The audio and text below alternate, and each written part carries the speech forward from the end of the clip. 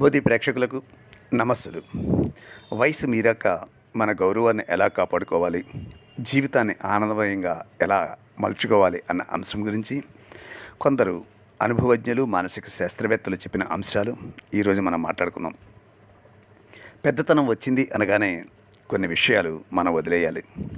పట్టుకోవడం కష్టం, కానీ వదిలివేయడంలో బాధ ఏంటి చెప్పండి. అలా అనుమానంగా చూడకండి. ఏం వదిలేలో కూడా వాళ్ళే చెప్పారు.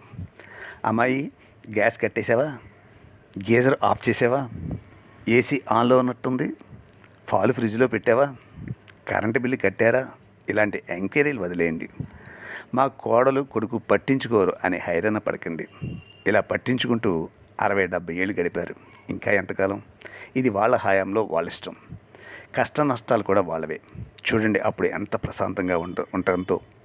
నా అభిప్రాయం ఏమిటంటే అని అనడం తగ్గించి, నీ ఇష్టం, నువ్వు చెప్పు అని వాళ్ళ ఇష్టాయిష్టాలతో వాళ్ళని బ్రతకనివ్వండి.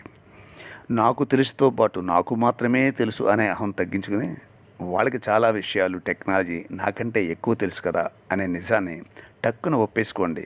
అది మీ మంచికే అని వాళ్ళు చెప్తున్నారు. మా కాలంలో, మా చిన్నప్పుడు అంటూ వీలు చిక్కినప్పుడల్లా వారిని ఊదరగొట్టకండి.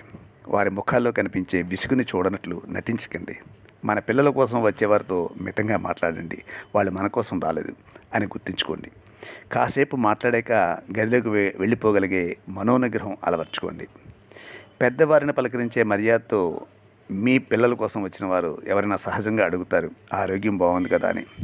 దయచేసి వెంటనే స్పందించకండి. మన బీపీ, షుగరు, కీళ్ళ నొప్పులు, నిద్ర పట్టకపోవడం, నీరసం అంత రసవత్తమైన విషయం కాదని సర్వదా గుర్తుంచుకోండి బాబు. మనకి తోచక కాలక్షేపానికి ఎంత ఆలోచించినా ఎదుటి వాళ్ళకి దాంట్లో అంతే ఇంట్రెస్ట్ ఎంత ఉంటుంది చెప్పండి.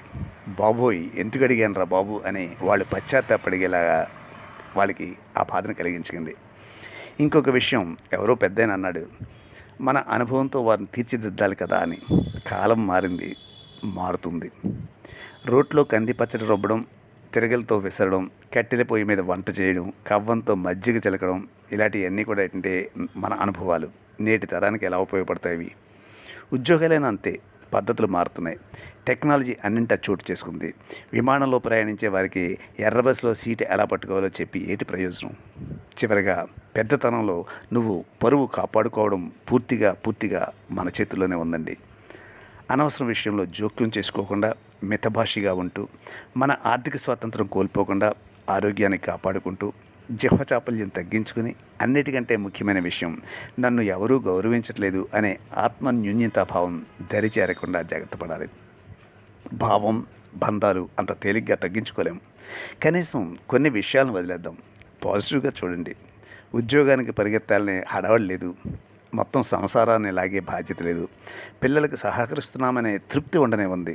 హాయిగా పూజలు చేసుకోవచ్చు, భగవద్గీత, భాగవతం చదువుకోవచ్చు, దైవ దర్శనం చేసుకోవచ్చు. చిన్న చిన్న హాబీలు మనసుకి ఆహ్లాదాన్ని ఇస్తాయి. వాటికి సమయం కేటాయించుకోవచ్చు. ఒక్క మాటని రోజు అనుకుందాం, I love my self, I respect my self. ఇది మన ఆత్మవిశ్వాసాన్ని పెంచుతుంది. చివరిగా మనం దిగవలసిన స్టేషన్ దగ్గరలోనే ఉంది. ప్లాట్ఫామ్ అదిగో, సమయం దగ్గర పడింది. ఇక మనకి భోగిలో ఉన్న వారితో తగవులు, మనస్పర్ధలు, ఎత్తిపొడుపు మాటలు అవసరం అంటారా? మనం దిగుతుంటే వారి ముఖాల్లో హమ్మయ్య అనే భావం కనిపించాలో, లేక అయ్యో అప్పుడే స్టేషన్ వచ్చేసిందా అనే భావం కనిపించాలో నిర్ణయం మన చేతిలోనే ఉంది. పెద్దతనం మనకి వరం లాంటిది. అది ముఖ్యంగా మన అహం తగ్గించి, మనకి జీవితం అంటే ఏమిటో, మన నిజమైన విలువ ఏమిటో సరైన అవగాహన కల్పిస్తుంది. కాబట్టి అందరూ వృద్ధాప్యాన్ని ఆనందంగా స్వాగతించాలి సుమండి. నస అనిపించుకునే కంటే నైస్ అనిపించుకోవడం మంచిది కదా. మీకు నచ్చితే ఈ ఛానల్ని సబ్స్క్రైబ్ చేయండి. అలాగే బెల్ బటన్ నొక్కండి. మీ మిత్రుడికి షేర్ చేయండి.